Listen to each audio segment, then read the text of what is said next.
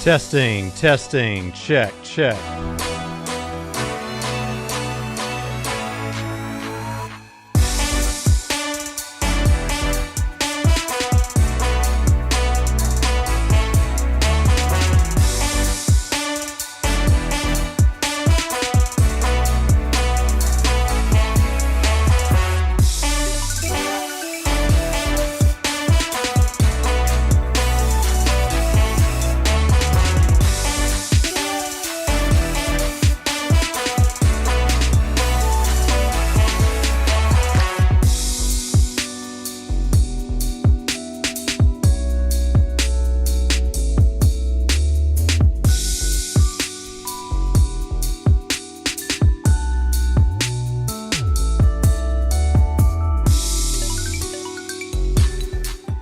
Thank you, Michael Edwards.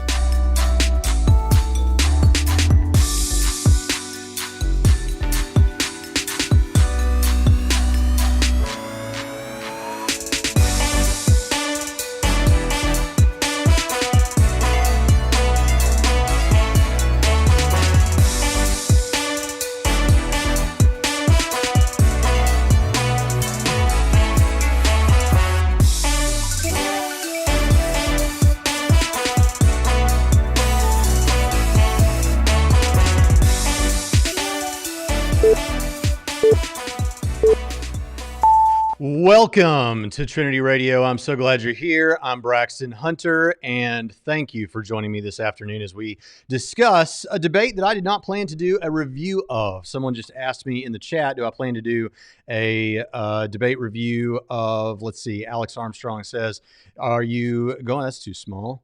You're going to do a debate review on Jonathan Sheffield and Richard Carrier. Maybe, probably. I didn't think I was going to do this one.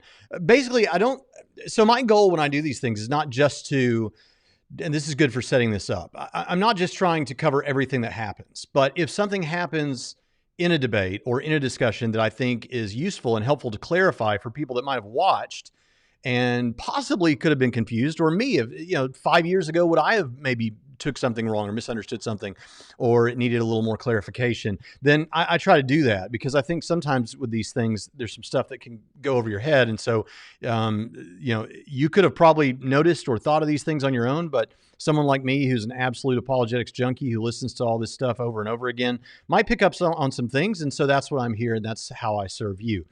This channel exists because we love atheists. We love Matt Dillahunty. We love all unbelievers. And guess what? We love believers too. But specifically, this channel at this point in time is focused on reaching atheists with a consistent, reasonable position of the gospel that is defensible. And so today I decided to finally do this discussion because I saw several people, even some Christians, saying, I think Ray Comfort lost this thing. Now, first of all, I get it. I know why you say that. I watched the same debate that you did. And someone says, Anthony Rowden says, this debate was a dumpster fire. Yeah, I mean, I don't deny that. And this person whose name I would totally screw up says, my first time in Trinity Radio. Yay, we're so glad you're here. Pilo. Probably saying that wrong. So I understand why people feel the way they do about this debate, but I actually think there's something pretty important to say about it. Something that changes everything, that it strikes me that most people are overlooking as they're thinking this thing through. And so I think it's important to point out, and it also reveals something I think about Matt Dillahunty. So, and his debate approach and his thinking, because as people who have listened to this show and I've covered Matt Dillahunty before know, I think that he's got some problems with his epistemology that make coming to believe in God something that his epistemology doesn't necessarily allow for. I know that he would probably disagree with that, and we've talked about it face-to-face on the debate stage, so don't need to go rehash all of that, but some of those items will come up as we go through this today. So without taking a whole lot of time to jump into it, let me just say, I really appreciate those of you who give super chats. That means the world to me, and I think it's, for those of you that we don't require anything from you financially to do this show. We'll do it anyway.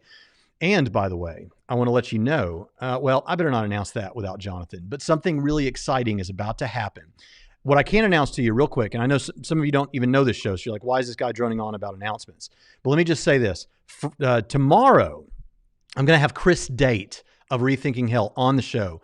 with Jonathan. We're going to be talking about something super exciting to announce to all of you.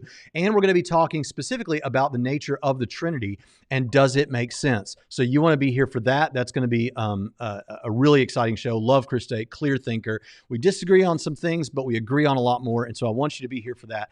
And then Friday, Michael Jones, everyone, Inspiring Philosophy is going to be in the house, and we're going to be covering a debate between Daniel Dennett and Keith Ward about consciousness, free will, and idealism. So I'm going to have Michael Jones on, and we're going to be discussing that again with Pritchett. Today I am Pritchettless, so it's going to be great. It's going to be cool. So let's. I see comments I want to jump into. Someone's noticing the difficult contradiction I have in my background between Han Solo over here, right there, and Spock up here. Yeah, I'm much more of a Star Wars fan. Star Wars is objectively the better of the franchises, but we don't have to get into that now. In fact, that kind of goes along with something that we're going to announce with Jonathan in the coming days. So make sure that you come to that. All right, so here we go. So let's. I was saying just a moment ago, I appreciate super chats. We don't require it, but if you do give a super chat, I probably will make sure that I get to those questions first. If there are no super chats or only a few, make sure that if you have a question either way, that you throw in at Trinity Radio so that I'll know that you're talking to me. Let's see. Also, patreon.com/Trinity Radio. If you want to support us, you get a lot of free stuff. You get 5 seminary level classes with PowerPoint, and you also get a lot of free books, and you get a lot of extra episodes and all kinds of stuff. So glad you're here. If you're not a subscriber, come on, man. Come on, become a subscriber and click that like button and share stuff around. Really, really appreciate that. It helps without you ever spending a dime. With that, we're going to jump into this debate. Now, the important thing to remember, to my mind, the thing that is most important to remember as we go into this is that you recognize what the point of this discussion / debate, whatever you want to call it, was.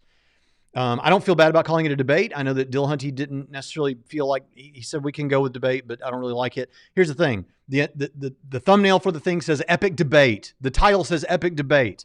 The host of the show said it was a debate. All right. So I'm going to refer to it as a debate. And the host of the show, in the first few seconds after the camera rolls, he said that the topic of the debate was whether or not the gospel makes sense. So that is the point, the discussion. That's the thing we're trying to figure out. And we're gonna talk about that, but I need to set this up by saying, listen, that is a very interesting question. The most academic way to go about that is not, is it weird? Is it not, is it the way I would do it if I were God? Is it not, are there some things in it that seem to me impractical? The thing that's important to this question, the most academic way to answer the question of whether the Gospels make sense is not even whether the gospel is true. Do you understand what I'm saying? Of course, for those of us who are interested in truth, if the Gospels make sense, that is to say they're internally consistent, the story is internally consistent, the Christian message, because we're not talking necessarily about the Gospels, Matthew, Mark, Luke, and John, we're talking about the gospel message. If it is internally consistent, then in such a case, that would be helpful to know because it's more likely that it's true. It doesn't mean that it's true, but it's something that counts in favor of it, or at least something that doesn't count against it. So that's an important thing to know. But the point is, this was a very specific debate question, whether or not the gospel is consistent or makes sense. Does the gospel make sense? So that's important because that means that the stakes are very low here. All we have to show is that it makes sense, not that you like it, not that it's not weird, not that any of those things. So we're looking for, you need to show me something in the gospel message, the Christian story, that is a contradiction, that isn't consistent. What we saw Matt Dillahunty do is something very different in this debate. Now, here's where I think this is going to unlock everything. Ray Comfort, whether this was on purpose or on accident, what Ray Comfort did was to present the Christian story and message as he understands it. And then every time Dillahunty challenged it, he would say, yeah, but the system says this, this, and this, in an attempt, whether this was intentional or not, to show that it actually is internally consistent, not to show that it's true based on evidence outside of the Bible. Those are two separate questions. And to my mind, Matt Dillahunty gave a few things that he thought were weird or bizarre or not the way he would do it about the gospel, and then wanted some evidence to show that it was true. But none of that touches the question of does the gospel make sense? To knock that down, you would have to show a contradiction or show some incoherency in the Christian message. Again, not Matthew, Mark, Luke, and John, the gospels, but in the gospel message. And that is a very important piece. When you plug those facts in, whether or not Ray Comfort went about it with those intentions, and I'm going to assume that he did, that's what he ended up doing, and it's not what Matt ended up doing. And so as a result, yeah, I think that Ray Comfort's case wins the day, but we're going to look at some things specifically. So let's jump in to some things. Obviously, I can't go through the whole entire thing, minute by minute, but we're going to play some clips. So here we're going to start with this discussion of original sin by Matt Dillahunty. But the notion of original sin is problematic because did God know that? Well, we'll just stick with the Bible as writ. Did God know that Adam and Eve were going to fail, that they were going to disobey, that they were going to eat the fruit of the tree that he specifically said they shouldn't? Was there any way that could have gone any other way? Is it possible that God could have created a universe in which there wasn't inevitable sin? And did God know this ahead of time? Because if God knew this ahead of time and could have done differently, then God's the one that made the decision to bring original sin into the world, not Adam and Eve. Then there's this notion of inherited sin, which is not that I'm born guilty for what I'm actually doing, but that I'm already born guilty because of what other people have actually done. This notion of inherited sin, it begins with original sin. It progresses such that we are all guilty, carrying on the sins of the fathers, not through necessarily what we've done, but because of what was done prior to us. Okay, so a couple of things there. First of all, could God have done it differently? Could God have made a different universe where Adam and Eve didn't fall? And we're going to hear more about that later and what he thinks that means. And secondly, this issue of original sin and whether that makes sense. All right, now, remember, does it make sense? Is it internally consistent? Now, perhaps I don't know what happened in emails in setting up this debate. Perhaps there was more exposition about what we're supposed to do in this. But here's what we know for sure. The debate question, as stated, is does the gospel make sense? That you can ask that about the Lord of the Rings. Does Lord of the Rings make sense? That is a completely independent question from whether or not it's true. Of course, I believe that the gospel is true. And of course, I believe Christianity is true. And so does Ray Comfort. And so does anyone who is a true Orthodox Christian. But it's not necessarily the debate question for tonight, which means the types of things that Ray Comfort is required to do here are very different from what we're used to in the same old, debates on whether God exists and Christianity is true that we always hear. So that is an important thing to keep in mind. Now, he mentions, could God have done it another way? Let's tackle that one first. I actually released a short clip from my debate with Matt Dillahunty during the question and answer time just 2 or 3 weeks ago that you can go get. It is on this very question. Matt challenged me on this, and I clarified it for him 2 or 3 times. Here is the thing. What he's asking about is what's called possible world semantics. So in philosophy, we talk about possible worlds. We're not talking about worlds that actually exist out there somewhere. It's different than that kind of multiple universe sort of a thing. But it is talking about hypothetical worlds that we can imagine that don't have any contradictions in them. If they have contradictions, they're an impossible world. If they don't, they're a possible world. So a world where everything is the same except Winston Churchill never existed because he's a contingent being. He didn't have to exist. Such a world is a possible world, a world without Winston Churchill.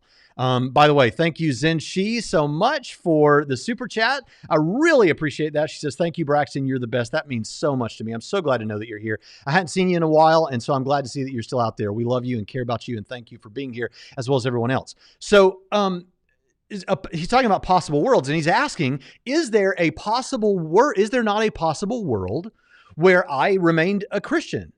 Okay, this is what I'm saying about that. That is a possible world because insofar as I can tell, there isn't a contradiction in that world. There's nothing contradictory about Matt staying a Christian. And I hope he becomes a Christian in this actual world, right? But here's the thing. So there's nothing contradictory about that world, but that does not mean that God could have actualized that world unless God wanted to remove Matt's free will and force him to become a Christian. Now, he could certainly do that. But short of doing that, it may be that God couldn't have actualized such a world. Are you saying that's because there's something God can't do? No. Remember, I said he could remove Matt's free will and force him to become a Christian like an automaton. But short of doing that, God can't actualize a world necessarily where Matt remains a Christian because they're underneath the possible world. You've got what are called feasible worlds. Okay, now this is not anything weird. It's not something I'm making up. It's not like I'm getting everyone always accuses when you talk about possible world semantics of, oh, you're doing all these acrobats to make it true. Possible world semantics is used all the time in philosophy. This is not weird at all. This is just what it requires. When you ask a complex question, you get a complex answer. Underneath possible worlds, you have feasible worlds. And feasible worlds for libertarian free will, are worlds where, okay, though there's nothing contradictory about the idea of Matt freely remaining a Christian, it may well be that of the worlds where if God gives man free will, you get a subset of possible worlds, and it may be that in none of those worlds does it happen to be the case that Matt freely remains a Christian. That is a live possibility that we have to consider. And considering the fact that Matt in the actual world has constructed an epistemology such that nothing would convince him, I think, because he can't even tell us what it would take to convince him. It seems like his epistemology is at least as far as what he's allowed to tell us a bit, not falsifiable. Then in such a situation, what we have is it may be that in every feasible world, every world where God gives Matt free will, it shakes out that there isn't a world where he freely remains a Christian. In such a case, because of Matt, not because of God, there may be no such world. And that is an important thing, because what he's trying to say is this is one of the reasons why the gospel doesn't make sense. And so long as we have a possible answer to that, a defeater to that, then the question simply resolves. And so but let's go away from that for a minute. So that's the answer I give. But let's just go with a more standard answer. Let's just go with an answer that says, yeah, he could have actualized a world like that, but didn't. Does that mean that Christianity doesn't make sense? The gospel doesn't make sense?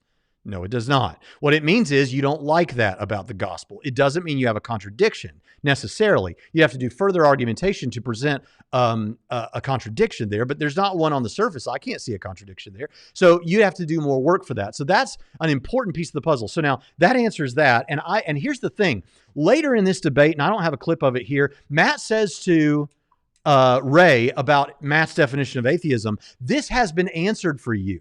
You've had years of interaction on this, and I personally have given you the answer to this. Why are you still raising this without at least addressing that statement?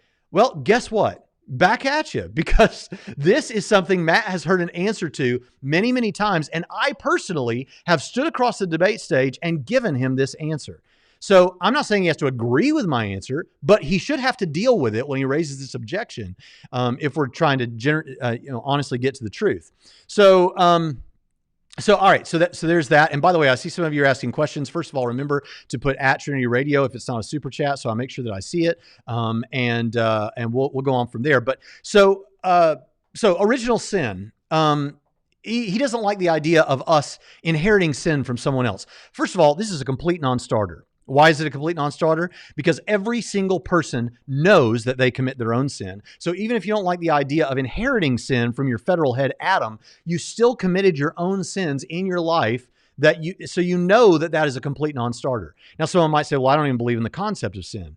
Okay, but on whatever moral framework you have, subjective, objective based on a subjective goal, whatever you have in your moral epistemology, there are things people do that are immoral, unless you're a complete nihilist, in which we got a whole other set of problems there.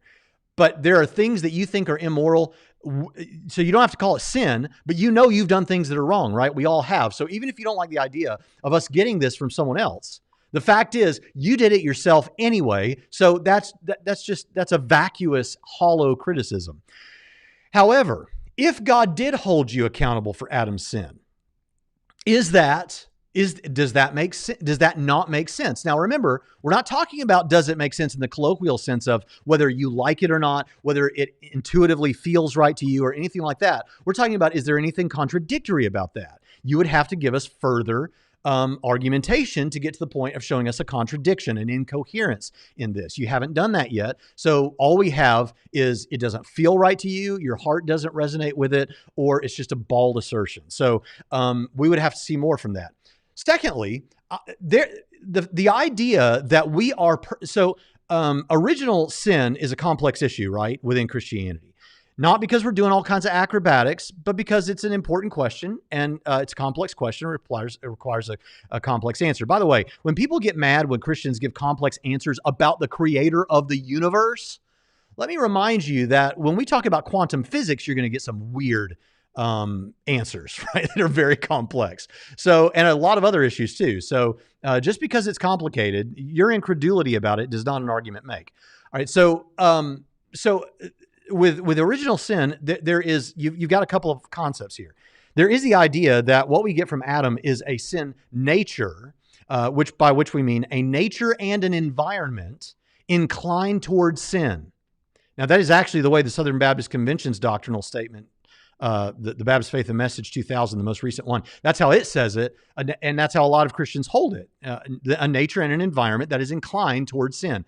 The more sin you have in the world, the more that world is inclined towards sin. I mean, you drive down the road and you see advertisements for insurance companies with scantily clad women on them. Okay, so and the more cigarettes there are in the world, the more likely people are to get addicted to cigarettes. I mean, if it's nothing else, it's at least that. It may be more than that, but it's at least that, right? And so you get into epigenetics and all kinds of other things. Look, we have a nature and an environment inclined towards sin. But then there's this other question of whether we are personally culpable, or do we have a guilt nature? Are we guilty of Adam's sin? And here, if I was talking to Matt Dillahunty about this, I would say, look, Matt, the fact is you are referencing a particular strand of Augustinian Christianity that is widespread, but it is not itself equal to the Christian message. For example, I personally, and many Christians hold to, a sin nature, as I've just described it, a nature and environment inclined towards sin, but we don't necessarily have a guilt nature. We're not personally culpable for Adam's sin. We're personally culpable for our sin. And that is an important distinction. So, this is what happens when you take a particular thing that you heard about Christianity growing up and you say that just is Christianity. And oftentimes, though I'm not saying this is the case here because what he's referencing is widespread, but oftentimes what the piece you take from a particular sect of Christianity, if you're an atheist, happens to be the one that makes Christianity look the worst or is the difficult to defend or something like that. But it's not necessarily Christianity qua Christianity. Luke Pixler, thank you so much, pal, for that super chat. Keep up the good work, guys. Adam Harwood has done some interesting work on original sin in his spiritual condition of infants. Yes. And let me say something here. Adam Harwood is the professor of systematic theology at New Orleans Baptist Theological Seminary, and he's a personal friend of mine. And he's helped me prep for debates. I'm in a book with him called Anyone Can Be Saved. And my understanding is he holds exactly the position that I hold, that you have what you get from Adam is a nature and environment inclined towards sin, but you are not born personally culpable, personally guilty of Adam's sin. And if I understand Adam Harwood correctly, in his book, The Spiritual Condition of Infants, which is fantastic and not a necessarily long read, this is actually one of the good reasons we can understand why infants are not destined for hell if they die in infancy. All right, so let's see. We got another super chat here. Thank you so much, Punch Bowl Haircut, for that super chat. My struggle: why would God create Matt or others if he knew they would never choose him? Would you have your kids if you knew they would reject God? Okay, I'm going to go ahead and answer this. It is going to come up later as a part of our discussion, but since you asked it, I'm going to go ahead and answer it a bit. So the way that we would answer this is, first of all, we don't know for sure, but secondly, we would say, now, and it also impacts your understanding of hell, right? The doctrine of hell. In other words, that objection, not that you phrased it as an objection, you're just asking a question, but an objection based on that would, first of all, remember, not mean that Christianity doesn't make sense. It would mean there's something we don't like about Christianity, right? So it still wouldn't touch today's debate question. But it's an interesting question. It has more teeth if we affirm an understanding of hell that is based on the eternal conscious torment view, or the traditional view of hell that says you will have eternal conscious suffering of some sort. That may or may not be, the flame imagery. The flames might be imagery. Even some traditional conservative eternal conscious torment people believe that. But if you hold to what is called the conditional immortality view, that you will suffer commensurate to your crimes and then die, one could say there that such a person may well have. Now, I'm not committing myself to this, but one could maybe say there that existence itself was a good, that was an intrinsic good that overturns even that ultimate end. So there are answers to that. Now, in terms of the hell, God actualizing a world in which he knew that Matt Dillahunty wouldn't be saved, even if there isn't a world in which Matt Dillahunty turns out to be saved. You get into some really difficult stuff here because it may well be that Matt Dillahunty existing, spouting what he spouts that at least in the case of what we're looking at in this debate video, and I don't mean this as a slight to Matt, the fact that they can be shot down so easily and the gospel message clarified on a video like this leads to more people coming to know Christ, so that you have in the actual world the greatest number of people coming to know Christ. And even though God actualized such a world, Matt still had free choice, right? He still had that free choice. So it's ultimately, God's not culpable for that, which is the move Matt wants to make later. God's not culpable for that if Matt had free will, even though God may know what Matt's ultimate end is. So there are some thoughts on that. Now, the more personal question, would I have children if I knew my children were never going to be saved? No, I probably wouldn't. But you know something? That's a statement about my psychology, the psychology of Braxton Hunter, not about God. That's a statement about a guy living in Indiana and not about God. And I can't see what God can see. So those are important things. But the important thing for this discussion is the fact of the matter is that this would not speak to whether or not Christianity makes sense. It would speak to what we like or dislike, or how our heart feels about Christianity. But it's an important question I think all Christians wrestle with, and it may impact your understanding of God's nature and thereby impact your understanding of hell. So important things to consider. So I'm going to move on because we got more clips to get through, but that was the issue about could God do it otherwise and original sin. All right, so let's go on to this thing about blood magic. Listen to what Matt says here.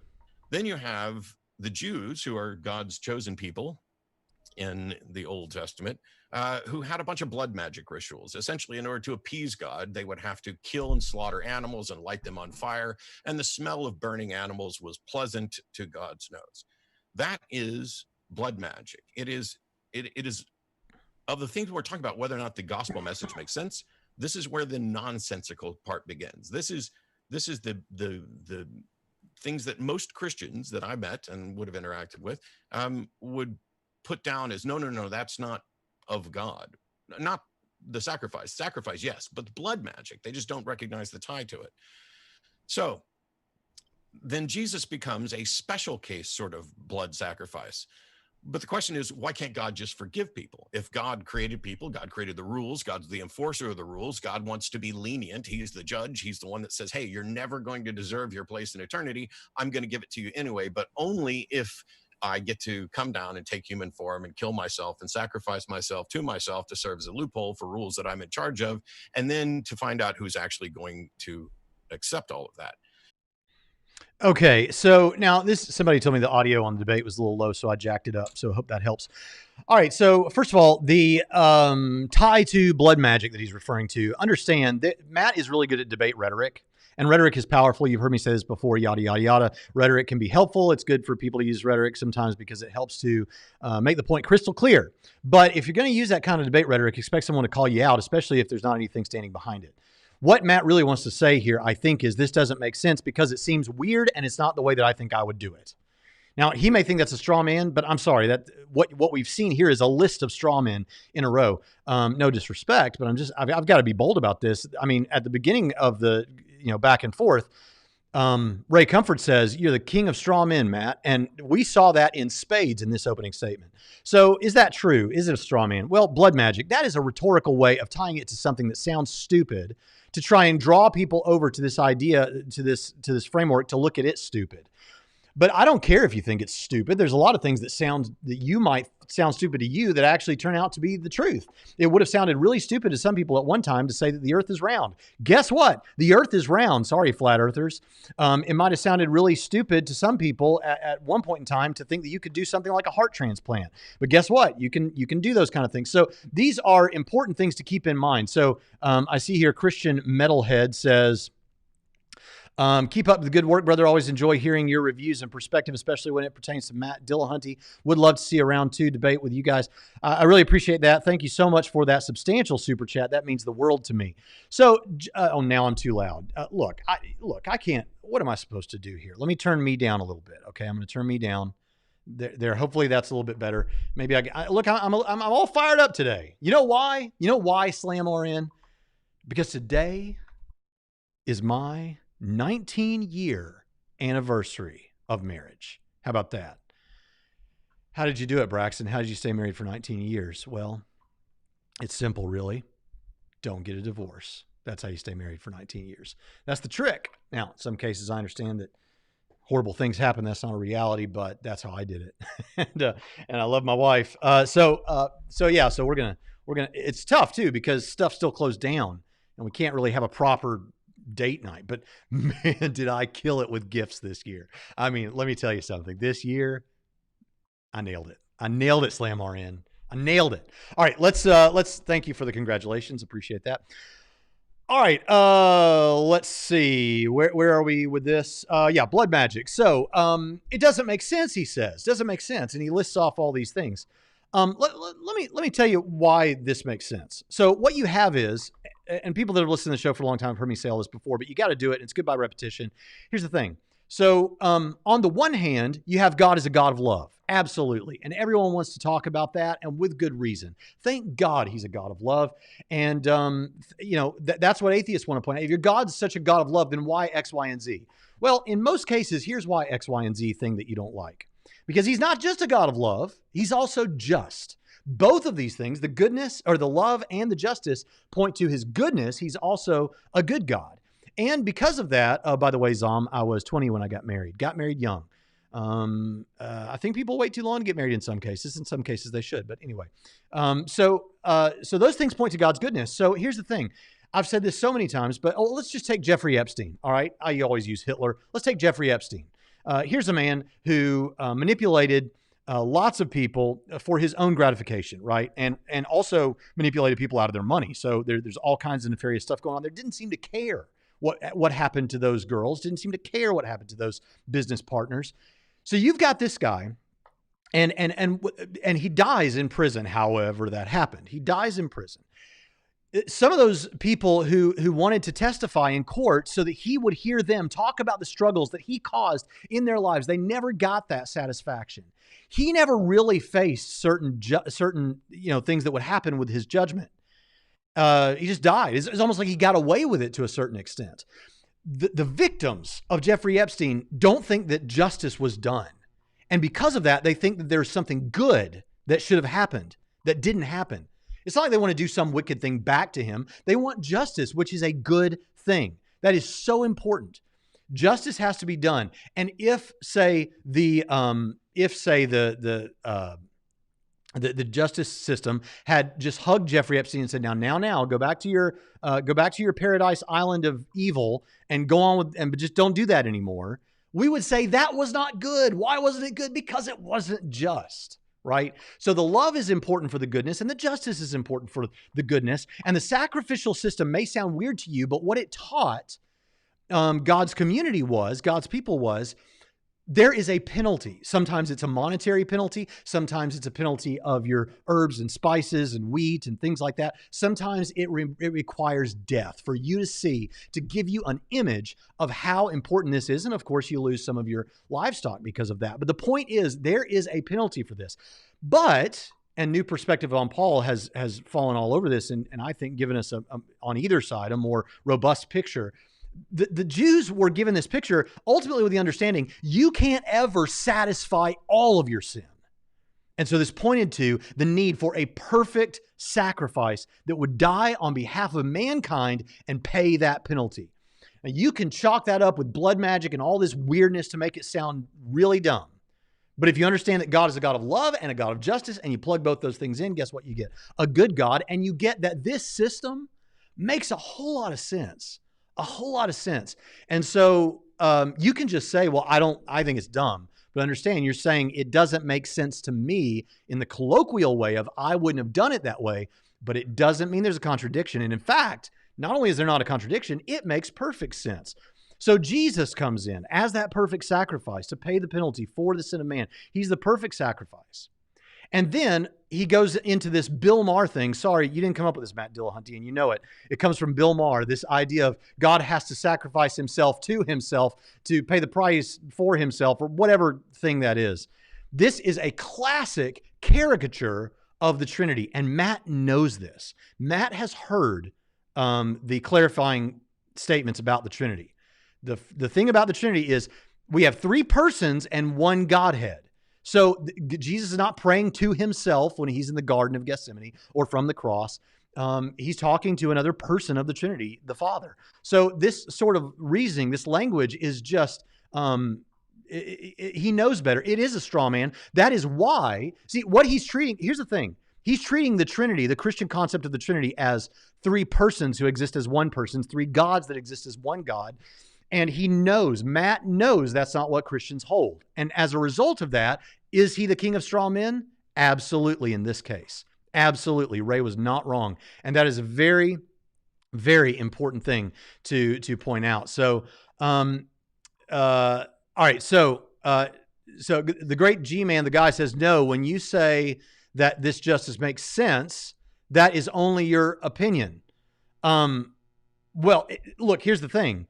When you're talking about justice, I have a standard for justice, and I'm not pointing you to the Bible. I think that everyone intuitively understands, and it's not just our opinion. In fact, our entire legal system was based on this originally, and most of your legal systems is eye for eye justice. Does that make sense? As much as anything makes sense. What you do with complex legal systems is you have to use what Daniel Dennett refers to as intuition pumps. And I like that language because what he's saying is you get up here into the specifics of how to treat a particular person, and maybe your intuition, the general intuition of mankind doesn't get us there. So what you have to do is you have to create thought experiments and things like that to pump your intuition up to that level so that you can see it clearly for what it is. I like what Daniel Dennett says about that, though he's an atheist compatibilist. And so the intuition is clear that eye for eye justice makes sense. I mean, I can't imagine a more perfect standard of justice. However, when you pump it up to that level of what do we do in a particular situation, that's an intuition pump that gets you there, and everyone can see that. That's why when you explain things like this, there's very little that can be said against it in principle. So I think these are important ideas. All right, so it is a straw man. It's just a straw man. Let's go on and take a look at what Matt says next. So why not just create the chosen people in heaven and leave everybody else out of it? If the goal is to get some people, specifically the people who like you and who you like to spend eternity with you, that's the most efficient plan. Create those people in the location with you. What's a boneheaded way to do this? And that would be to create a universe, wait billions of years, create a man out of mud and a woman out of that man, tell them not to do something that you know they're going to do, and then threaten them with death. And then when they do it, don't kill them, just make their life difficult. Then go through a comedy of errors of having people fall or fail to love you or listen to you or obey you over and over, flood the world, start over again, confuse their languages in order to try to start over again, encourage war, gradually go from walking and talking with them to not interacting in any detectable way, and then magically impregnate a young girl so that you can take human form as a sort of God-man that's fully God but fully man, which doesn't actually make sense, so that you can sacrifice yourself to yourself as a blood magic loophole for rules you're in charge of, so you can set aside your own anger, because that's the thing that we're being saved from, is God's wrath. It's just that it's declared to be justice. Okay. So, all right. So here's what we've got. So again, we have a lot of the rhetoric, right? Anytime he says magic, when he's referring to the things of God, that's just rhetoric. If you say, well, it sounds like, magic to me. Okay, well, that's fine. But at the grown-ups table, we're talking about metaphysical ideas, right? On that view, we would have to say that quantum superposition is magic or something. This is not helpful language. So let's be grown-ups about this, and let's go on with that. So so he talks about if the goal is to get people to get the people you want to spend eternity with you, then why not just create them there? Well, we did an episode on the debate with Inspiring Philosophy and Cosmic Skeptic not too long ago, and we talked about just this subject. Why is heaven the way it is? Why do we do it the way that we do it?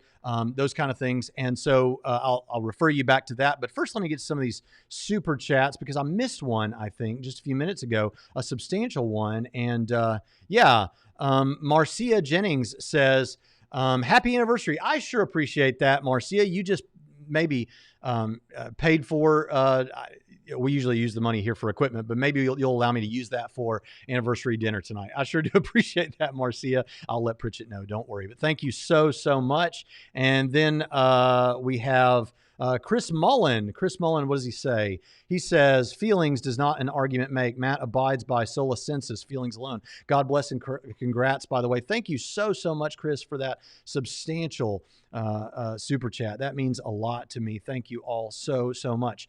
So the goal is not just to get the people you like into eternity with you. That's not what we're doing here. The goal is to get as many people, all kinds of people, who are willing to freely enter into a relationship with you and begin a process of sanctification that makes them more like Jesus, to conform to what God wants. Those who will be justified, sanctified, and glorified. Those people who want that relationship. If you don't want a relationship with Jesus, you don't have to have one. So it's not just about getting the people you like with you. It's about getting the people who are willing to commit to becoming like Jesus. That's what it's all about. And I think that there are very good reasons why the earth, our experience, our time here on earth is important for that. And we talked about that substantially on that video. But I think that's important. But most of what he says here, he talks about going through this process with the prophets, and then he goes from walking with people then to not being around, and then he goes to this virgin birth and all these kind of things, and the flood and getting people back on track. And what's all that about? Yeah, what is all that about? See, Matt's saying, I wouldn't have done it that way. Thank goodness that, Matt, you aren't God. I think he said one time he was wanting to write a book, If I Were God.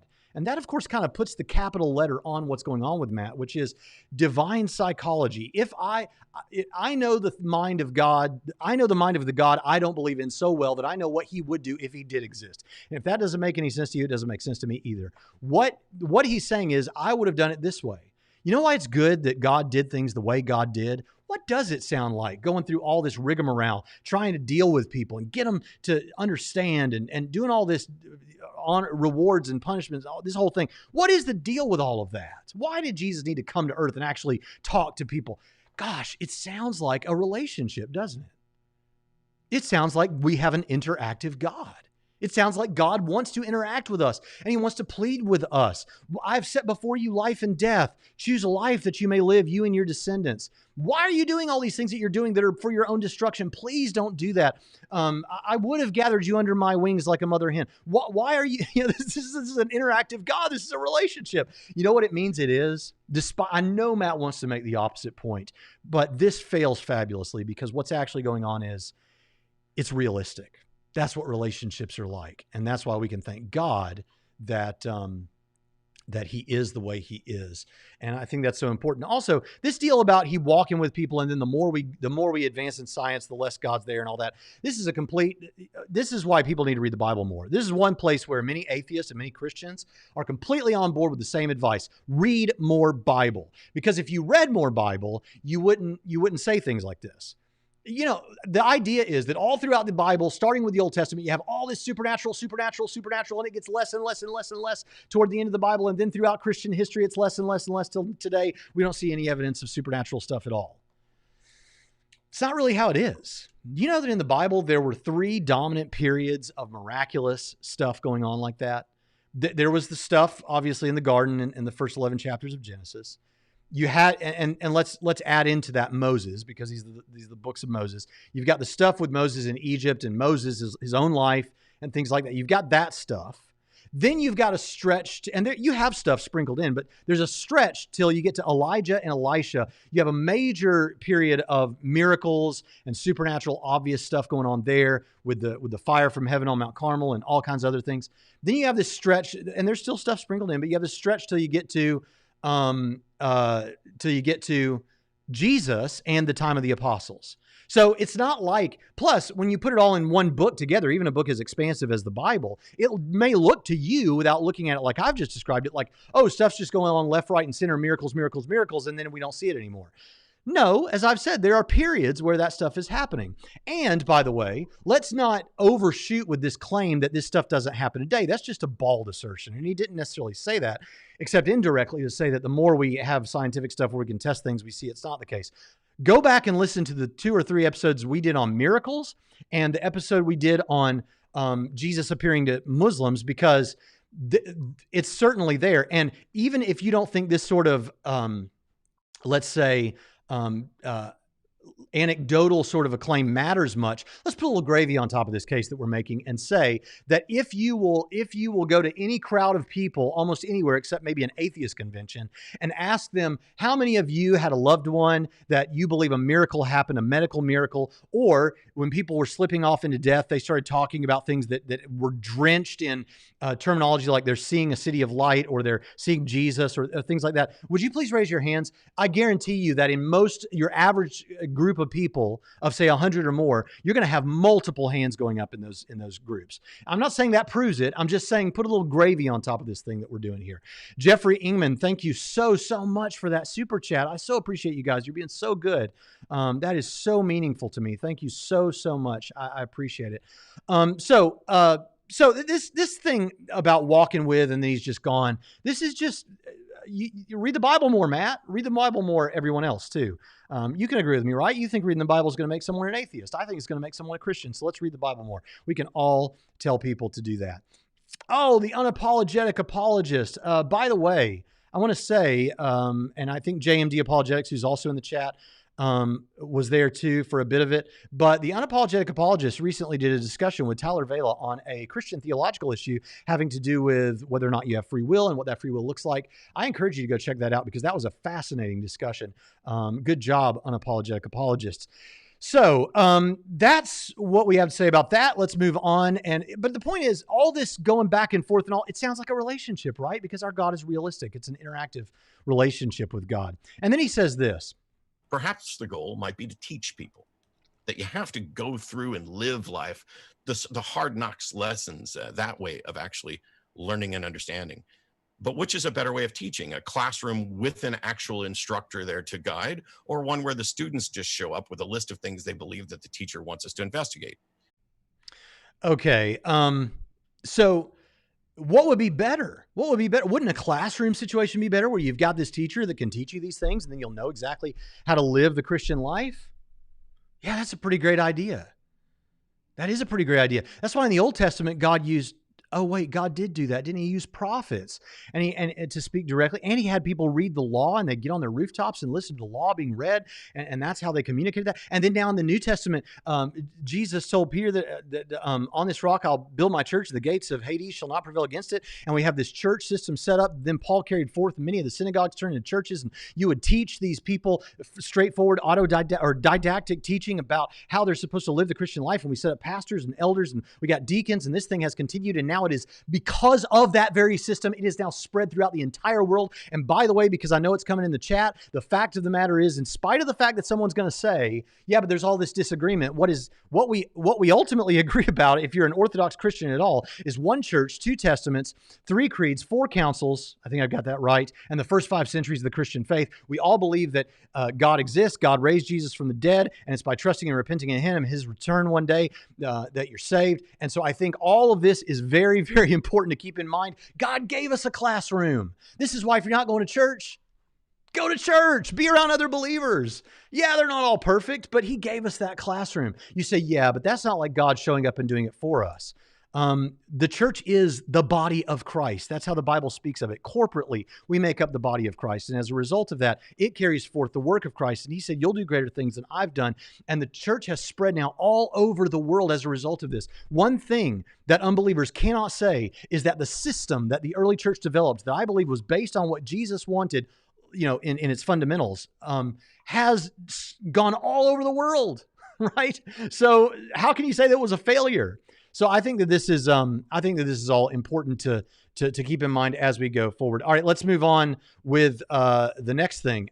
And this is where we get into something very, very, very important that I said at the beginning about how the two sides, I think, approach this thing differently. And whether it was on purpose or not, Ray Comfort's straightforward preaching of the gospel style. And by the way, you know something? We get wrapped up in the apologetics and worldview discussion backs and forths that go on Capturing Christianity and Modern Day Debate and places like this, to where we think we know how it's supposed to go. And there's this academic presentation of points and data and all those things. And I love that. That's what we do on this channel. That's what I've done in my debates. But you know something? There's another Christian discipline, which is the presentation of the gospel message, the preaching of the gospel. And if you're just going in to have some sort of an ivory tower discussion about some nuance of the Bible or about God's nature, that is an important and valuable thing in and of itself. But if you're going in doing evangelistic apologetics, which is what my ministry is built on, which is ultimately, I want Matt to come to know Jesus. I want him to get saved. And all of you who are unbelievers in the chat, then guess what, folks? The reality is what's going on here is perfectly appropriate, and you can laugh at it all you want. But the preaching of the gospel, not necessarily apologetics itself, has led to most of the conversions in the world throughout human history because God used that, right? Because as a means, he can use apologetics that way too, and has, but don't make fun of it. You say, yeah, but this wasn't the medium for it. I think it was the medium for it. You know why? Because the debate topic was, does the gospel make sense? So a presentation of the gospel, and then when someone challenges it with what they think is a problem with it, a response for why that's not a problem is what should be done. That it's not what you're used to or that I'm used to shouldn't matter. And I think that's really important. Matt got clearly upset during the debate. Yeah, we're gonna get to that in a bit. A couple more super chats. I so appreciate you guys. I don't want to miss them because you gave them and you deserve to have them read. Let's see. We're getting right back to it, so don't tune me out here. Ian Connolly says, "Happy anniversary! Love the channel. Thank you so much, Ian. That means the world to me. A fellow bearded brother rejoicing in my anniversary. It means so much. Thank you. And I may have missed one. If I did, I'm sorry. So back to it now. So." By the way, we got 171 people watching. Hey, I so value that. And thank you. If you will subscribe, that will mean the world to me. That's the best anniversary present you can give me is you can subscribe to the channel and perhaps give me a thumbs up and perhaps share it around. Hey, I'm just saying. My anniversary, I get to say what I want about that. I'm just kidding. But thank you so much. All right, so let's move on to this. Matt is asking for a demonstration of the truth of it or the truth of some aspect of it.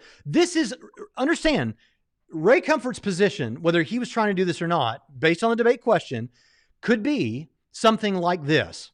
Middle Earth, Lord of the Rings makes sense, meaning it's internally consistent. There's no contradiction, something like that. And then Dillahunty is over here saying, yeah, but prove that it's true. Prove that Mordor is real or something like that. Do you see what I'm saying? All right, that's an important thing to keep in mind.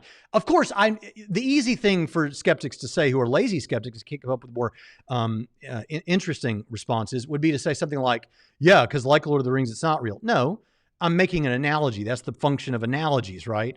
But what I am saying is that though it's important, the truth of the gospel is important, showing that it makes sense, is internally consistent without contradictions, is important when we come to that later discussion. And of course, that was the focus of this. Jim Amberg, the channel angel, thank you so much for that super chat. I so appreciate that. All right. So, by the way, here's my James impression. James from Modern Day Debates. Welcome, guys. I am so excited. This is going to be an epic debate. I am so excited. I just can't hold myself in. Love you, James. Just thought I'd throw that out there. All right. So be your most, what does he say? Your most friendly selves or something like that. All right. So he's looking for a demonstration. All right. So where do we see that? So how does that demonstrate? Let's see. So that's it. Matt, you're the straw man king. That was amazing. I could write a book on everything you said there. But let's just pick up some of the things you said. One of them is that God didn't give any signs about the speed. Yes, he did. He's given you a conscience. He's written it with a pen of a diamond on your heart. Conscience is so powerful, it drives many men to drink and some to suicide. How do you show that God gave me a conscience? Also, James, by the way, you in the chat, I got to cut you off. I know you've got a round in the chamber just ready to go. All right. So let's I'm just teasing with you, James. You know I love you. So all right, let's take a look at this. So Dillahunty's response to this. Now you say, yeah, but he's just making assertions. Ray Comfort is just making assertions. Well, first of all, he could develop a moral argument, and he kind of does in a way, but that's not really the point. He's saying, here's the gospel message. I think it's consistent. And Matt said, how would you demonstrate that? Isn't that what he said? Let me jump back in. I don't want to put words in his mouth. That's it.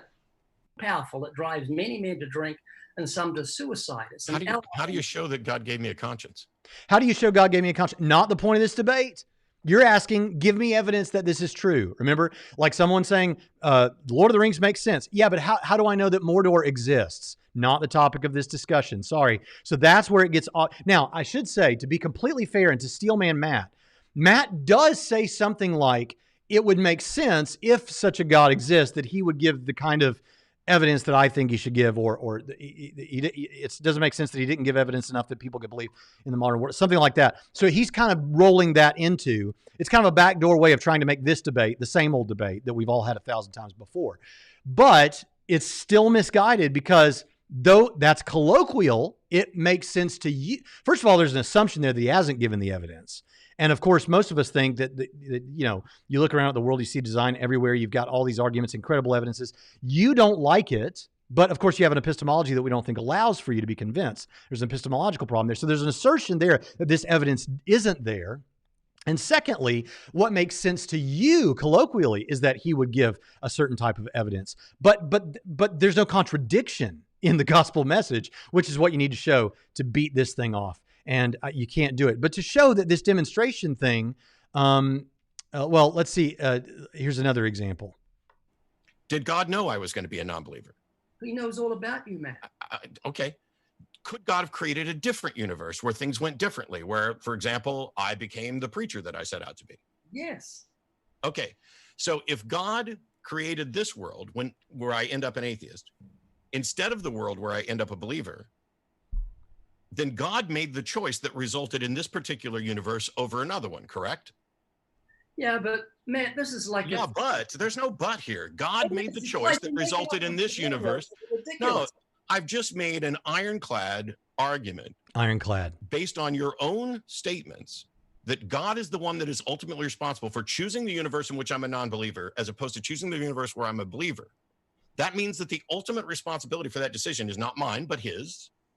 Whoa.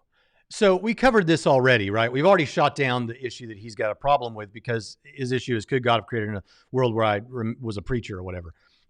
We've already tackled that, explained that. Now, I think Ray Comfort is a Calvinist. I could be wrong, but I think he's a Calvinist. So as a Calvinist, for him, could God have created a world like that? Yeah. I mean, I say he could because he could have deterministically made it such that, by the way, I want to thank Indrish for this super chat. Thank you so much, man. He may not even be here now. So he's got Robertson, Jennison. But thank you so much for showing up. That means so much. You're a faithful viewer of the show. But look at this. So I've completely lost my train of thought. Where am I going with this thing? So let me listen to it again. Okay. So we've already answered this thing about, did God know, right? God could have made a world like that. And I could say, yeah, God could remove your free will and force you to become a preacher. Well, of course, if Ray Comfort is a Calvinist, he believes that compatibilistic determinism or something like that is true. So he thinks that is, God could have done that and may well have done that. It's the issue about free will in the sense that non-Calvinists believe in it isn't even on the table for Ray Comfort, if Ray Comfort is a Calvinist, which I think he is, but I'm not sure. Sorry, Ray, if it's not true. But yeah, so Sam Marin says, yeah, Ray's a Calvinist. All right, so that's not even on the table for him. So yeah, he can answer that way. But then this thing, he said, but on my view, where there's free will, Dillahunty says, oh, then it's on God. Whoa. It's not on God if you're free. Like if in any possible world you're free, and let's just say there is a world where you freely would have become a preacher and God didn't actualize that world, and he did actualize a world where you didn't become a preacher or even remain a Christian. Still, this is the thing about what is called Molinism, and we've got episodes on that. This is the thing about it. You have libertarian freedom in those worlds. The fact that God chose a world where you freely chose not to be a Christian does not mean you didn't have free will in that world or that God's responsible for the sinful thing you did. That's just a categorical error. So I think that's important thing. So Tyler Folsom, let me see if I can find it. Tyler Folsom says, what are the differences between God creating a deterministic universe and Calvinism? You began to make a distinction between the two. Yeah, so I'll get this real quick. So Calvinism is the branch of Christianity that has a deterministic understanding of the nature of reality. It's divine determinism. Now, the thing is, most Christians affirm libertarian freedom being the type of freedom that says you could have chosen other than whatever you ended up choosing, or if at the very least, nothing external to you determines your actions. That's freedom in the way that maybe you've thought of before. Determinism, of course, is determinism. Many Calvinists will couch it in the language of compatibilism, and some atheists do too. Daniel Dennett does, and as a fan of Dennett's, Matt Dillahunty used to, may still on occasion. And what compatibilism is not an in-between, really. What it is it's determinism, but it's using the language that is of freedom. Now, they would say that it is a real form of freedom, but what it wants to say is you're free to do whatever you want to do. You're free to do whatever you want to do, and that means you're free. But you're not free to want whatever you want. And that is, and your wants are determined by your nature, which is determined by other things. So it's just determinism, but they use the language of freedom to get to moral responsibility. So there's a difference. That's the distinction. So some Calvinists would say there are hyper-Calvinists who are hardcore determinists, and then there are people who, and then someone says, don't finish without telling the story. Jonathan Pritchett says, don't you dare finish without telling the story of your wedding day. I will do that at the end. Yeah. So it's a funny story. You need to stay to the end to hear it. But yeah, so that's the compatibilists would say that the hyper Calvinist hardcore determinists are going too far. But in practice, well, just go listen to my debate/discussion with Reformed Christian apologists that is on our debates feed, or it's one of the recent episodes. You can hear my thoughts on that, or show up this Friday for me and Inspiring Philosophy as we talk about that. All right. So thanks, Jonathan. That's a good reminder. I will do that. All right. So what was I?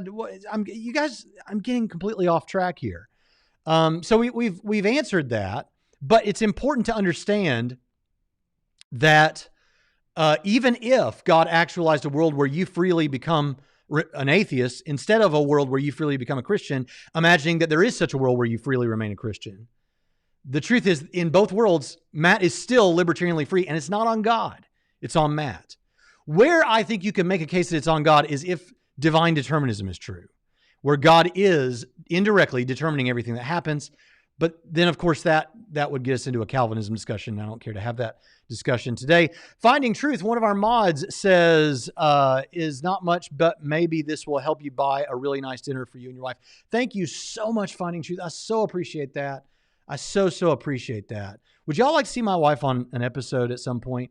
I'm having trouble convincing her, but maybe if you would give some pressure, I could show her, look at all these nice Christians and atheists who want to have you on the show. She's much more blunt than me. She's more Pritchett-like, but with a nice soft veneer. All right. So let's get to it. All right. So the next thing, let's go to the next clip. Now this is going to show you an example of the problem where Matt is wanting an evidence that Mordor exists when we're talking about, is Lord of the Rings internally consistent? Listen to how much he talks about demonstration and a need for a demonstration.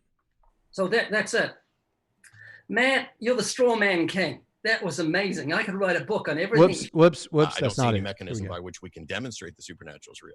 You don't get to call it a creation. You have to demonstrate that it's a creation. How could you demonstrate to me that you have a relationship with your wife? You get inspiration through the scripture that you think is a message from God. I think you get inspiration from scripture that you have not demonstrated as a message from God, and is most likely your own brain telling you what to think. And it's great because there's no way to demonstrate it. Just like there's no way for you to demonstrate the truth of your conviction that there is a God, or that God is the lawgiver or judge of the universe. Okay. The problem is that you can't demonstrate that your God exists. I can demonstrate that I was married. I don't need you, Matt. I love that when we're sitting here trying to figure out how you could possibly demonstrate the truth of your conviction, all you do is come back to tell me that I know you're right. So I can't believe we're sitting here trying to figure out what's your evidence or reason for believing the truth of your conviction. That's not why we're here. That's not what we're doing here. This is a misunderstanding. Again, perhaps there were emails that clarified this, but I don't see any evidence of that. I mean, I don't have those in front of me. And what I do have is a debate question that says, does the gospel make sense, or whether the gospel makes sense? And that is, whether the gospel makes sense is an independent. Are you getting this? Am I saying it enough? That is an independent statement or question from, is it true? Right. And they're related because it's helpful if they make sense, if it makes sense in order to showing that it's true. But that is really important. Now I'm going to regret doing this. I just know I'm going to regret doing this. But there was someone Star Wars apologist here says, use a Palpatine, do it voice, and she will. I'd love to see her on here. I can do a pretty mean Palpatine. Here goes. I'm going to regret this, but here goes. Oh, I'm afraid the deflector shields will be quite operational when your friends arrive. There you go, Star Wars apologist. I just freaked everybody else in the chat out. So, all right. Hey, we're having fun, right? It's my, yeah, I don't normally do this kind of stuff, but hey, it's my anniversary. Deal with it. Okay. Let's move on to the next thing. And so you saw one right after the other looking for a demonstration, right? And here's another example, but it's important. Yeah. And here's my problem. I have an instruction book that is inspired by God that tells me all about you. God knows how many hairs are on your head. He knows you by name. I don't know. God knows. But let me finish. So how do you know that that's even true? Let me finish what I was saying because it's so important. You see it there again. How do you know it's true? How do you know it's true? That is not what we're talking about. We're talking about does it make sense? And his analysis in his opening statements of whether it makes sense came down to this multiple world or a possible world semantics. And it came down to, I wouldn't have done it that way, or this seems weird, or it's like blood magic, or whatever is going on there. And so I think all of that is really important. And wow, that may be the biggest super chat I've ever seen on this channel. Oh my gosh. No thaf, nothaf, unless that's some other kind of currency. Bless your heart. Thank you for extending Christian liberty to the theologically conservative annihilationists. Yeah. And I'm just, I don't mean to, I'm not going to get emotional, but, and it's not just because of the money, but I just am blown away, honestly, by the generosity that you all have given us on this channel that we don't deserve. We're just apologetics and theology geeks, man. But we believe in this stuff. We believe in the truth. And I just, I'm blown away. I'm blown away by that. Thank you so much. Wow. I'm speechless. Thank you. Thank you, all of you, for what you do to make this channel possible. Unbelievable. Unbelievable. All right. If I could pull myself back together, is a correction here. Slam RN says Ray Comfort is not a Calvinist. I didn't know that. I thought he was, but I think he is a presuppositionalist. Wow. I'm still reeling from that. Thank you. Thank you so much. Oh my gosh. All right. This episode is dedicated to you in the super chat. Thank you so much. All right. Now we're going to get a little bit more serious here because we're closing it down. I know we've been going for a long time, but we're getting down to the end, but, a serious thing, came up. Stop it. Okay. Somebody's telling, okay. I won't. Someone says, stop interrupting yourself for super. I won't do it then, but thank you, Daniel 514, for that incredible super chat. I can't help it. All right. Here's what Matt says. This is somewhat unrelated, but it's an important enough issue. I'm thinking of doing a show on it soon because it is a serious problem. And I think it was treated recklessly as though it's not a serious problem in this debate. It has to do with porn addiction. And here's what Matt says. I mean, when did you last look at pornography? Today. Yeah. And so you're addicted to it like every male. I'm not addicted to it. There's no such thing as porn addiction, but I'm definitely not addicted to it.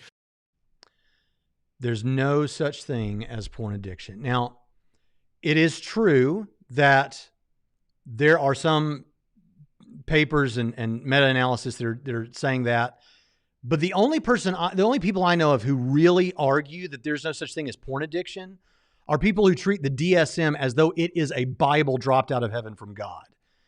There are other more globally accepted diagnostic tools that do talk about sexual behavioral problems and things like that. And if you want to, not addiction. An addiction at the very least is we could say your extreme difficulty stopping doing a particular thing and it's hurting your life or causing problems in your life, right? We could at least say that, right? Coffee's an addiction, but it's not necessarily hurting anybody, but an addiction of a sort that is causing you trouble in your day-to-day life.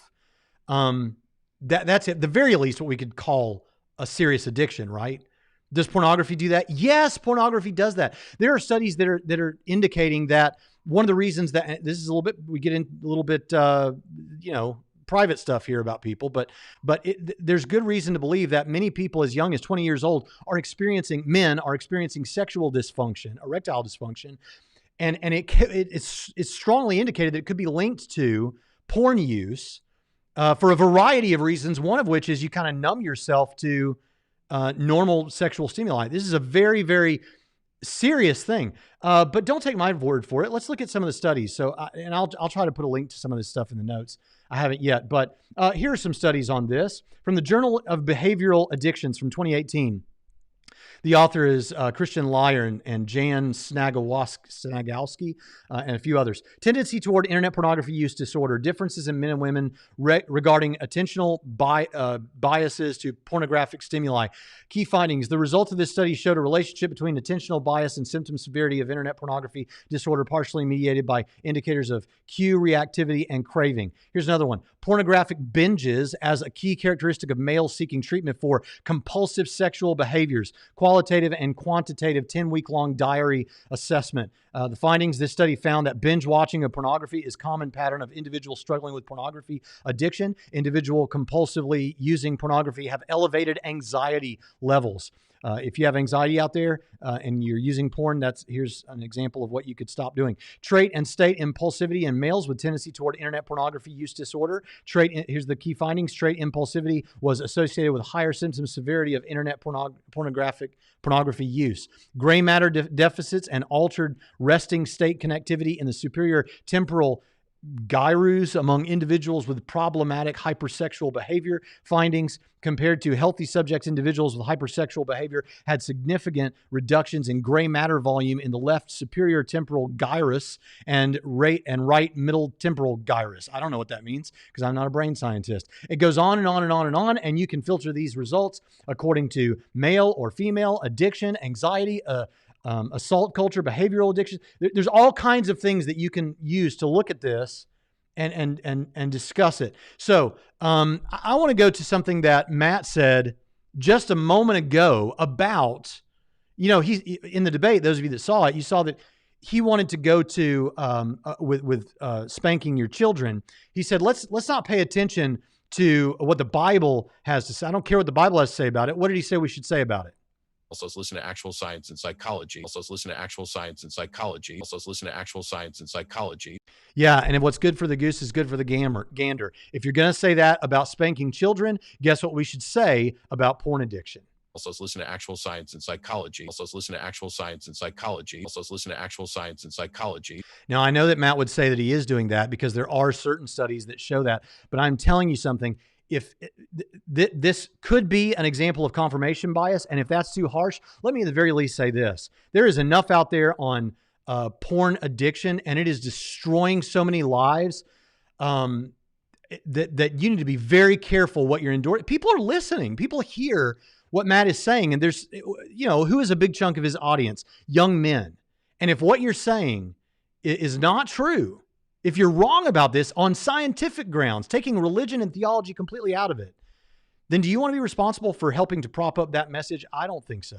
I don't mean to be too rough because I believe Matt believes what he's saying. But what I am saying is this is a serious issue that we need to take very, very seriously. All right, now we're going to look at one last thing, and this is where Matt gets mad toward the end, but it goes back to the theme of this whole discussion, so let's listen to this clip. The Christian, according to Scripture, is someone who knows the Lord. That's what the Bible says. The book of Hebrews, when someone's born again, they come to know God. You didn't. You were deceived. You did what Judas did. You followed Jesus for a few years, and you fell away in time. Do it again. Do it properly. This time, truly repent. And when you put your hand to the plow, you won't look back because God will make you fit for the kingdom. So you're saying that there's nobody in the history of the world who's ever sincerely believed who is now an atheist? I don't know why you're bringing the word sincere. Sincere doesn't matter. You can be sincerely on a plane heading for New York, but if you're heading for Hawaii, you're in the wrong direction. Sincerely believing that they have a relationship with Christ is what I'm talking about. Yeah, they may be wrong. Oh, Mhm. Well, now you've just set up a scenario where you can't be wrong. Congratulations. Well, like happened to you. No. You don't get, no, Ray. I swear to the God that you believe in, if you make one more accusations about what happened to me that just isn't true, we're just done. Okay. I want to say something first before we get to that clip. Someone talked about sex trafficking. Yeah. You don't think there's a connection between pornographic use and sex trafficking? Get the book. Culture. What is it? Culture. Somebody help me out. It's a David Platt book. Something to do with culture. It's relatively new, and he has chapters on different social things that are going on. One of the chapters is on pornography, and it's worth the cost of the book. And let me tell you what, the thing about it is, he gives the data there that if you watch pornography on a somewhat regular basis, the chances that you are viewing someone who has been sex trafficked is much higher than I think you anticipate that it is. And you're thereby indirectly supporting it.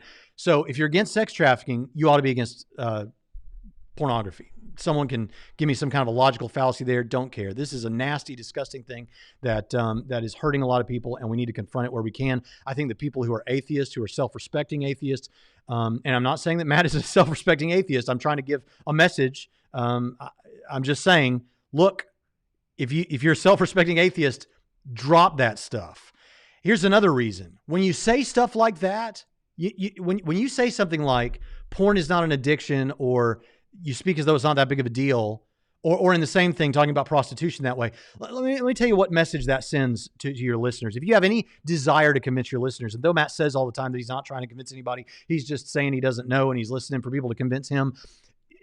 Many of these atheists are operating as evangelists for their position.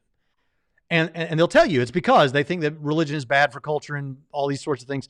But you don't want to, you want to shoot down this thing that I agree is sometimes a straw man for particular atheists, that they're just doing this because they want to be able to get into their sin. I'm not saying you're doing that, Matt, but when you say stuff like that, it sure sounds that way to certain people who are not going to give you the benefit of the doubt like I am. And so I think that's really important. All right.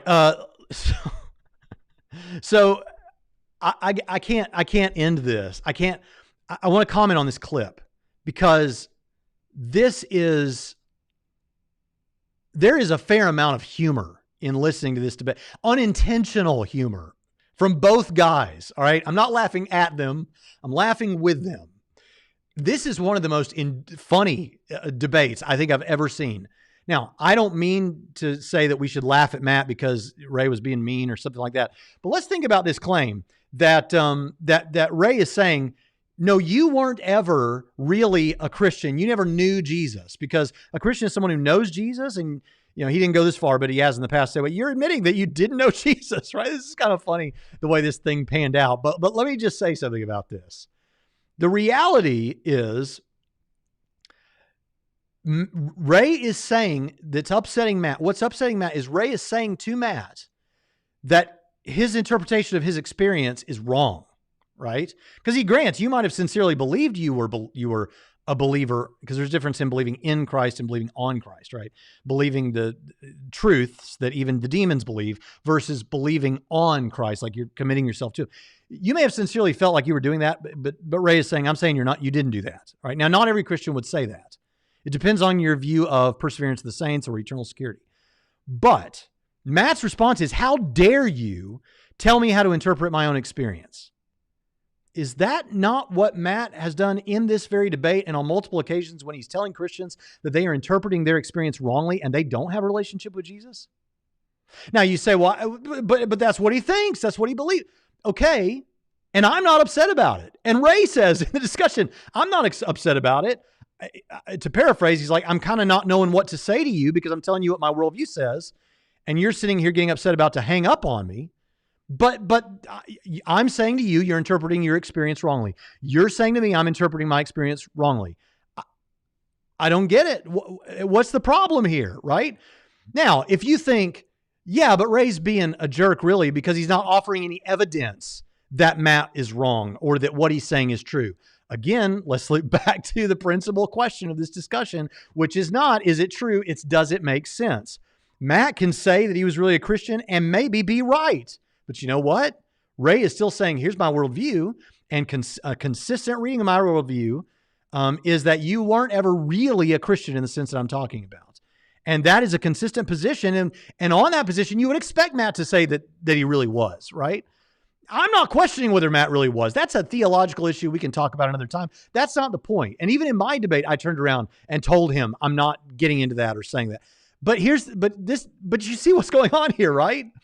It's difficult to understand how you can say that someone's wrong, to say that you're interpreting your past experience wrongly, and then turn around and say, but they're interpreting their experience wrongly. Wow. Okay. So I've come to the end of this thing. And before I go, I'm going to tell you the merit. So I think you've gotten the principal issues that I take away. And that's why I think we can say that whether he meant to or not. See, I grant that I think by and large, Ray Comfort showed up to preach, right? I think that's true. And that's not a problem unless it was, framed up that, no, we're going to have this academic discussion about whether or not it's true. That wasn't the title of the debate. So as it's not a title of the debate, it seems like him showing up to preach, intentionally or unintentionally, he answered the call of the debate question. Matt took it in a different direction. To the debate question, he said, basically, I'm summarizing, paraphrasing here, but he said it doesn't make sense because it's weird. It sounds like blood magic. I don't like it. It's not what I would do. It's not what I would expect God to do. And you can't prove that it's true. None of those things speak to the academic question of whether it makes sense, by which we mean any academic reading of that is it internally coherent? That's why I give it to Ray Comfort. There you go. Now, Jonathan mentioned that I should give my marriage story, my wedding story. So here goes. It's pretty good.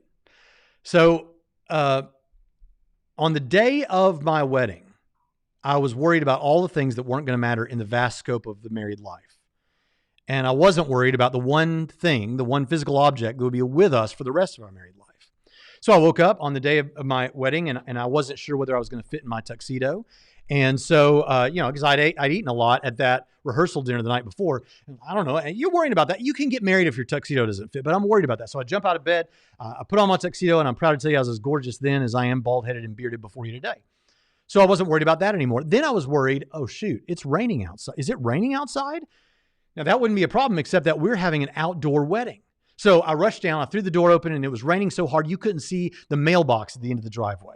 So I rushed in, I turned on the Weather Channel. We were living in Nashville, Tennessee at the time, and there was just a big red dot all over Nashville. And they were saying at the bottom, there's a crawler at the bottom of the screen that said, flash flood warning, don't go anywhere, stay at home, get in the basement, throw the baby under the bed, whatever you've got to do to be safe, don't leave today. So I told my dad, I said, you got to get on the phone and call that woman and tell her I'm the man in this relationship. And if you're laughing, I feel you across the waves of the internet laughing. You should laugh because I wasn't the man until 10:30 that morning when the wedding was to happen. And it's been questionable since. As I said, my wife is a bit more direct than I seem to be sometimes. But so I told him, I said, you got to get on the phone and call that woman and tell her we're getting married out there in a park. We're getting married in a church, not out there at the park, like God intended. That's got to be in the Bible somewhere that you got to get married in the church. And it's not. There's nowhere in the Bible that says that. But so my dad got on the phone and he said, yes, ma'am. Yes, ma'am. I understand. Yes, ma'am. And he hung up and he said, son, I don't know how to tell you this, but she said she's getting married at that park to somebody, whether you're out there or not. So we got in the car, me and my brother, we took off for the park. We pulled into Percy Warner Park in West Nashville. And as I live and die, when we pulled through the gates of that park, there was not so much as a drop of dew on a blade of grass. Now, outside the gates of that park, you can stand on the top of the hill there in Percy Warner Park and look, and you can see downtown Nashville. And everywhere else in Nashville, it was raining. The thunder was lightning. People were screaming and dying. It was awful.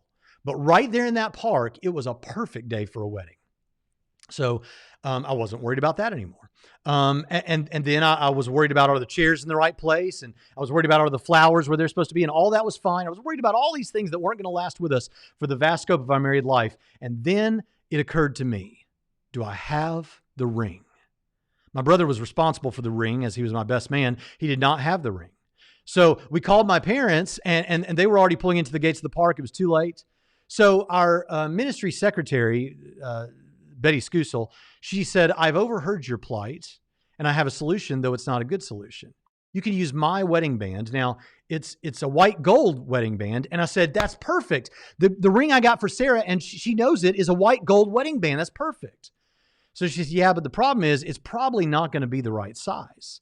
And I thought, well, I'll take whatever I can get. So I took the ring and I got up on that hill. I was sweating bullets. I was stressed out, not because I was getting married, but because you think crazy, irrational things on your wedding day. And I legitimately had these thoughts, though it sounds crazy, that we're going to go through all this. I'm going to put that ring on her finger. It's not going to fit. And she's going to see that I've got some other woman's ring, and she's going to leave me standing at the altar and everyone's going to laugh at me. I really thought that. So the time came and I put that ring on her finger and it fit like Cinderella's slipper. A perfect fit. And I'm Southern Baptist, really raised Southern Baptist, but I about spoke in tongues. And we got off that hill. We got into the car. We went trailing off in a limousine. We're going to go to where we're going to have the party and everything, reception. And I looked over her and I said, sweetheart, I love you. And she said, I love you. I said, yeah, but I'd do anything for you. She said, well, I'd do anything for you. I said, do you mean that? Do you mean you do anything for me? She said, yes. I said, that's great news because I'm going to have that ring back already. That's not something you want to say on your wedding day. And that's the story. But here's the moral of that story. You can worry about all of the details, the things of this life, whether you're in the right school, whether your kids go to the right school, whether you marry the right person, you get all these things. And they're important things. They're really important things.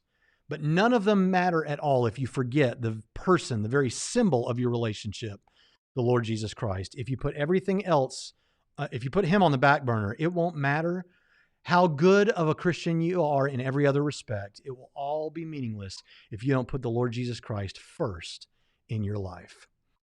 All right. Well, this has been a fun discussion, and I appreciate that you're here, and I hope that you'll show up tomorrow for Chris' date and on Friday for Inspiring Philosophy. And who knows, there might even be another video in the mix. But I appreciate all of you. You guys have been awesome today. So many super chats, and I don't deserve them. We don't deserve them.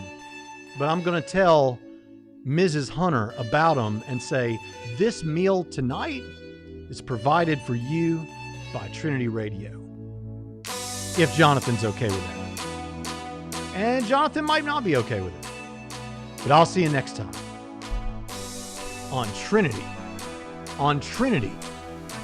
Radio.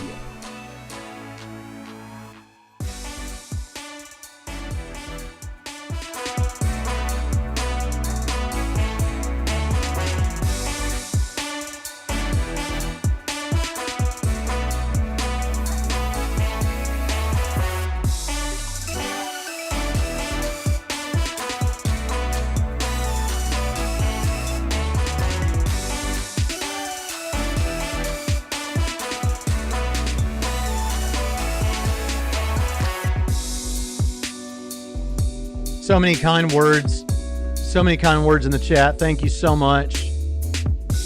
Thank you, Tatiana. Thank you, Slam RN. Thank you, Finding Truth. Thank you, Daniel Apologetics. Thank you, In Thy Word. Thank you, QWERTY. Thank you, Isaiah Braxton. Thank you, Jonathan Pritchett. Paul Andrews. Hi. No, seriously, thanks for showing up. No, get married, the programmer. Get married.